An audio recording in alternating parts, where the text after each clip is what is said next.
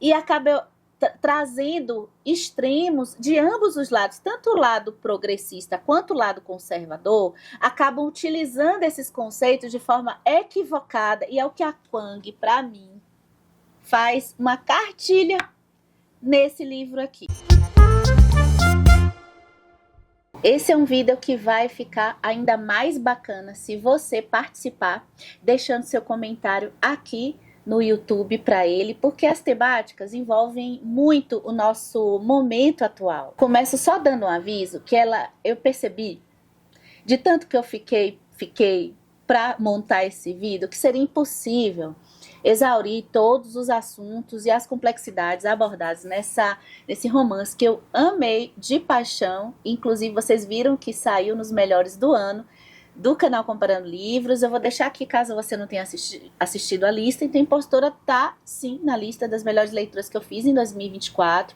E aí eu tive que escolher alguns assuntos para a gente jogar aqui no debate. Athena e June fizeram faculdades juntas. Elas foram seguir a carreira na literatura. Só que a Athena tem ascendência chinesa, a June é uma mulher branca, e a Athena, ela logo no começo da sua carreira, ela já tem um crescimento avassalador no mercado editorial, na venda de livros, enquanto a June, ela fica ali como uma escritora medíocre. Elas vão se encontrar em um determinado momento, logo no começo da história. A Athena, na sua frente, vai ter um colapso, um engasgo, e ela vai falecer.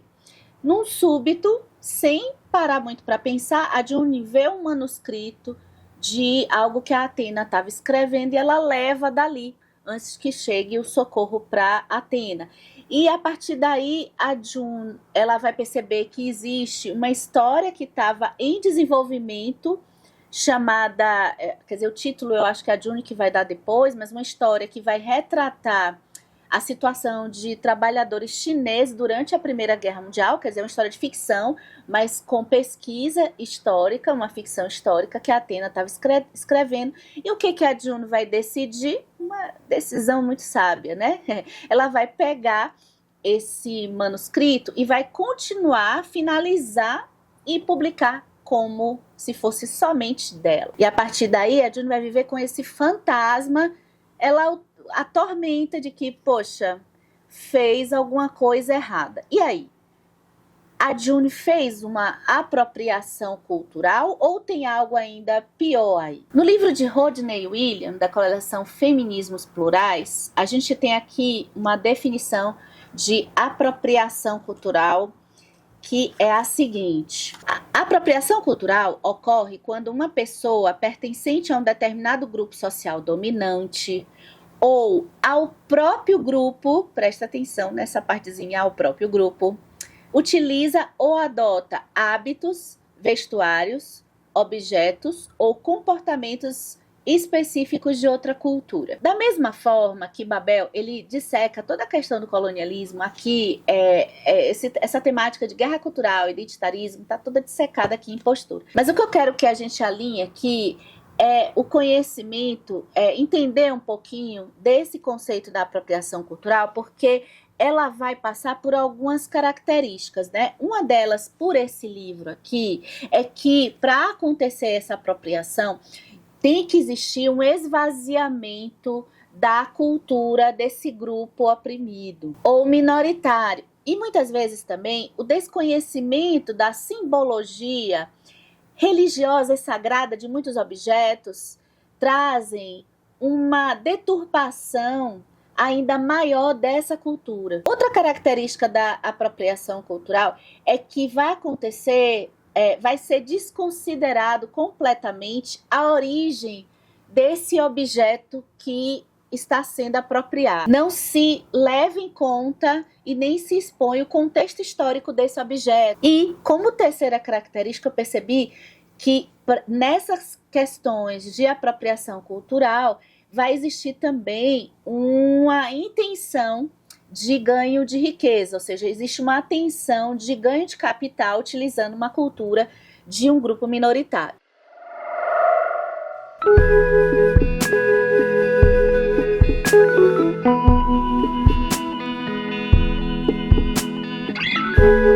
Então vamos lá.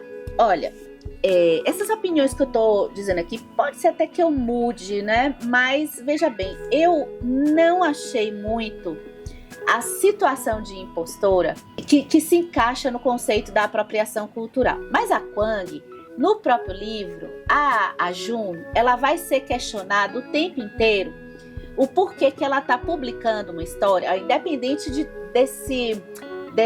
do que ela está fazendo, de realmente roubar o manuscrito, sem dizer que o livro ele é da Atena, mas a Jun, ela vai ser, de certa forma, acusada o tempo todo de estar se valendo de uma cultura pela história que ela vai escrever, baseada no fato histórico de trabalhadores chineses durante a Primeira Guerra Mundial.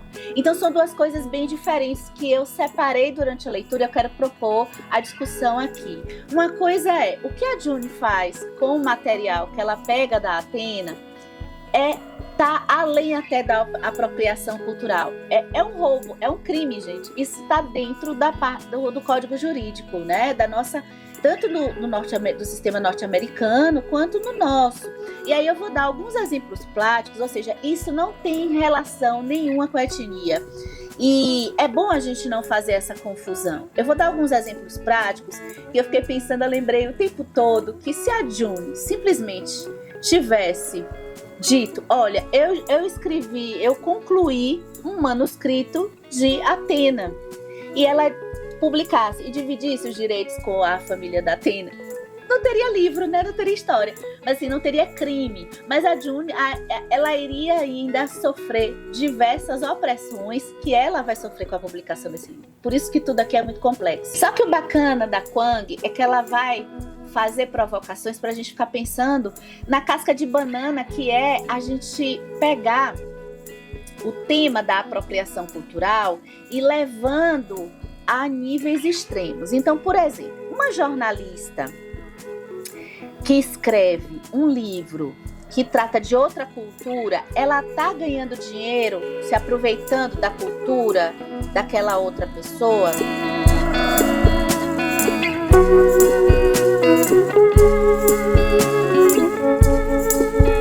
Gente, aqui em Impostora, esse tema também vai se expandir para a questão da própria cultura. Veja, não é só alguém se apropriar de um objeto de uma cultura de povo minoritário. Quando esse povo, ele pratica outra cultura, é como se ele não tivesse atuando na resistência do seu próprio povo. E isso é que eu acho que tem uma casquinha de banana aqui, embora eu entenda, especialmente quando a gente percebe a realidade ligada ao sequestro, por exemplo, de africanos, e como que eles utilizaram e utilizam para mim de forma brilhante a própria cultura como método de resistência. Olha aqui, página 51. Ao assumir e defender sua cultura, considerada símbolo de atraso e primitivismo, um negro torna-se ainda mais odiado. É como se recusasse a redenção branca. É uma afronta. Neuza Santos Souza, com base na obra de Florestan Fernandes, ambos já passaram aqui no canal, fala da negação da própria cultura, um dos efeitos mais perversos do racismo, como uma condição para ascender socialmente. Aí o trecho da Neuza. O negro que se empenha na conquista da ascensão social paga o preço do massacre mais ou menos dramático de sua identidade. Afastado de seus valores originais, representados fundamentalmente por sua herança religiosa, o negro tomou o branco como modelo de identificação, como única possibilidade de tornar-se gente. E a gente vê que, em termos conceituais, é tão interessante a gente elucidar essas questões de quando as culturas meio que se misturam, quando estão ali coexistindo. Só que existe um outro lado, como toda teoria também, quando a gente aplica isso do ponto de vista extremo. E é o que vai acontecer aqui em Impostora, porque outra temática que é levada aqui, embora a Jun não tenha qualquer ascendência chinesa, ela é questionada o tempo todo pelo fato dela estar escrevendo uma história que trata de cultura chinesa, mas a própria comunidade asiática se vê também presa em algo que as pessoas, então, de descendência asiática só podem escrever, eu estou aqui no âmbito da cultura, eu não estou no âmbito da cultura de ficção, né, das histórias de ficção.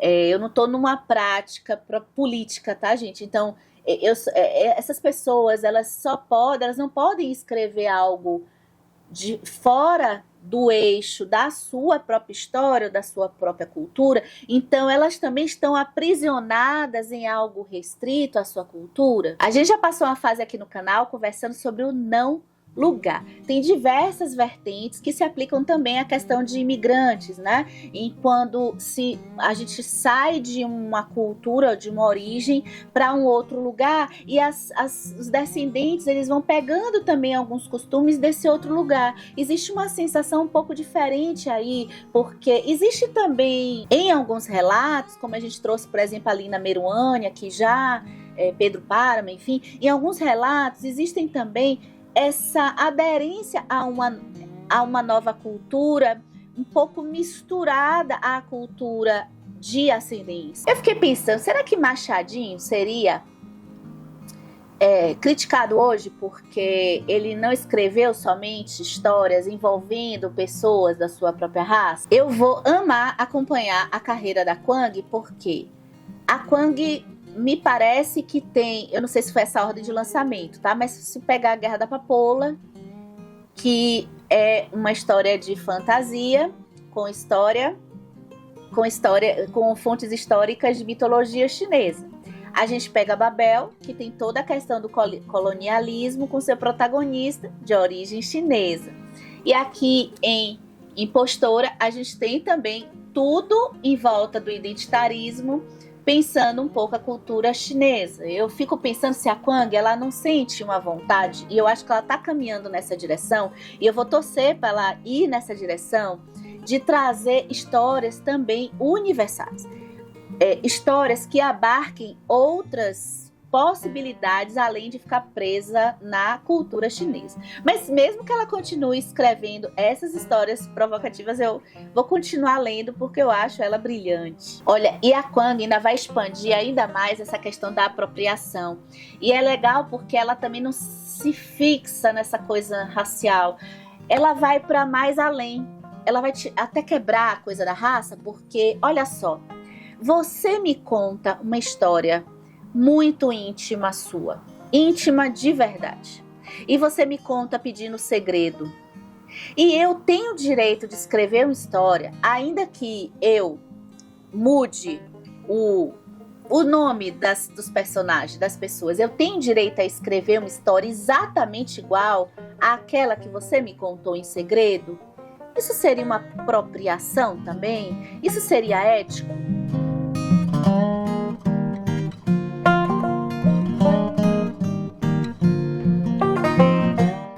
Kwang, para mim, ela quer fazer uma sátira nisso tudo, repare que ela vai levando o conceito a caminhos que a gente sabe que a gente vai se esbarrar e a gente vai tirar o cobertor. O lençol curto, é o famoso lençol curto. Eu não sei se vocês conhecem essa expressão. Eu mexo pra cá, eu descubro um lado. Eu mexo pra cá, eu descubro outro.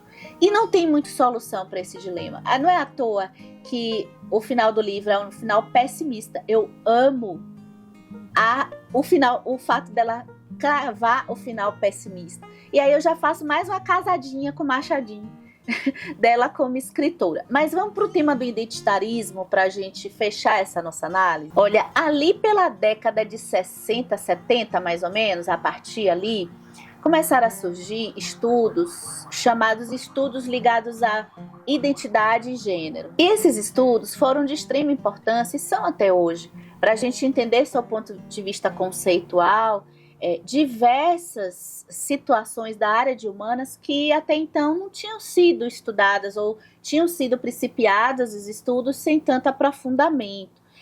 Só que aí acontece que esses assuntos, até onde eu consigo ler alguns deles, né, a parte de gênero eu não leio ainda, eu ainda vou procurar ler, mas, por exemplo, a parte do racismo, eu já li e continuo lendo, né? Então eu já li bastante coisa, não sou uma estudiosa, mas dá para a gente perceber, quando a gente começa a ler essas teorias, que são teorias de uma complexidade grande, assim. São teorias até difíceis da gente explicar, especialmente pensando no nosso senso comum de pessoas que não estudam, se debruçam do tema. A apropriação cultural mesmo, ela tem esses nuances. Então, facilmente a gente escorrega para algo de exclusão, quando o assunto ele envolve coisas mais pequenas, digamos assim, só que de importância. Assim como o lugar de fala teve isso também. O conceito do lugar de fala, ele se apresenta como um conceito que vem lá do Capital Simbólico, parece que do Pierre Bourdieu, e é um conceito que acabou sendo difundido possivelmente por conta da impossibilidade dele ser apreendido pela sua complexidade. Ele foi difundido de algo com uma forma muito simples de achar que só quem pode falar daquela coisa é aquela pessoa que sofreu aquela coisa. Só quem pode falar de negros são negros, só quem pode falar de mulheres obesas são mulheres obesas, só quem pode falar de pessoas que tiveram câncer são pessoas que tiveram câncer.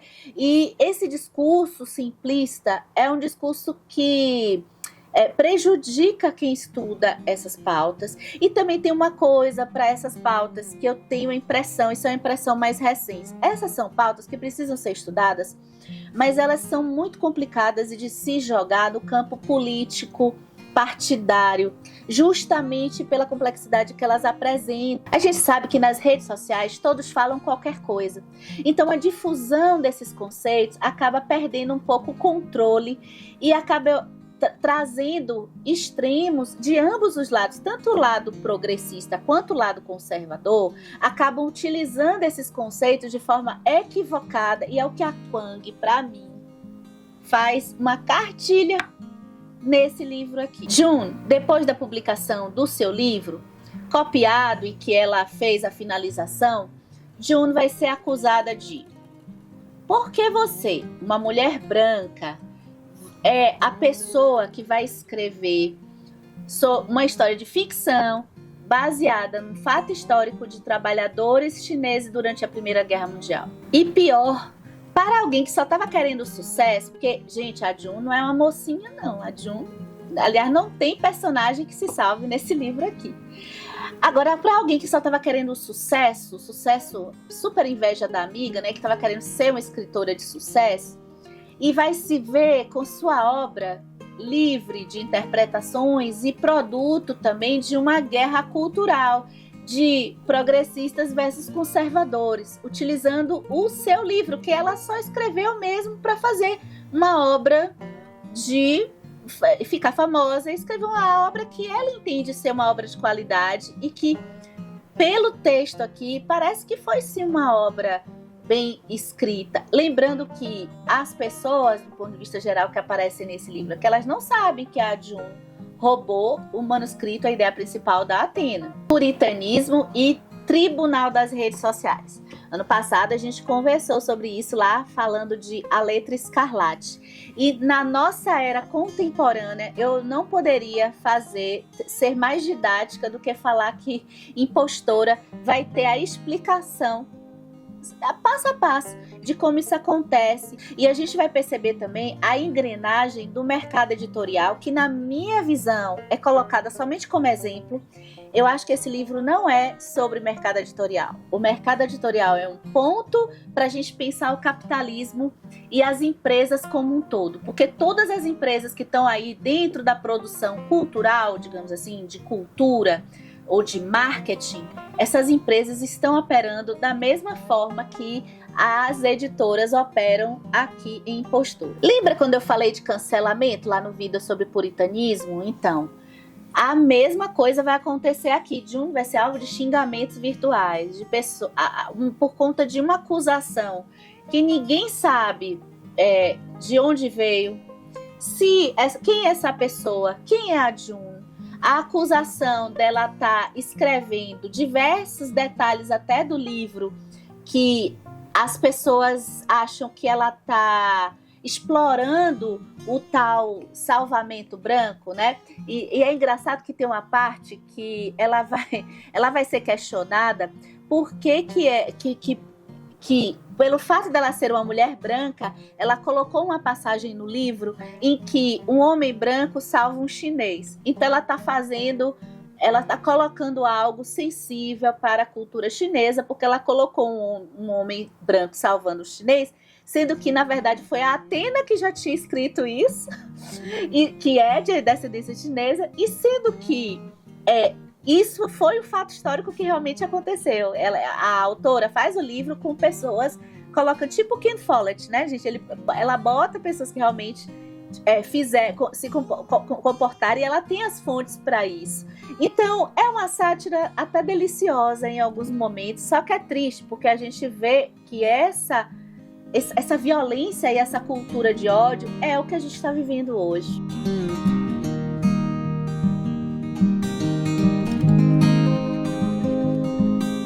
A recepção do livro é com leitores de posicionamentos extremos. Eu amo ou eu odeio. Assim como a gente conversou no vídeo sobre É Assim Que Acaba, da Colleen Hoover. Ou eu amo ou eu odeio. Então, eu vou procurar cada mínimo detalhe que não faz sentido nenhum para eu rechaçar o livro. Ou eu vou dizer que esse foi o melhor livro escrito por todos os tempos. E o debate, talvez substancial, sobre a obra se perde. E no final, o que fica de Impostora, que eu quero deixar aqui, esse livro brilhante, na minha opinião, é que ela consegue criar uma história dinâmica, um enredo que vai se modificando e dando caminhos que para mim foram um pouco inesperados. E eu acho que de temática de conclusão é que a Kwang acabou criando uma história que mostra individualmente, né, no ponto de vista de um personagem, de uma construção de personagem, como as coisas acabam ocorrendo de uma forma cíclica. Não necessariamente as pessoas vão ter um trajeto de um ponto para serem pessoas melhores, ainda que elas sofram consequências das atitudes erradas delas. Então, a gente tem esse final pessimista que eu amei, e eu acho que ele é um livro também de sátira sociológica.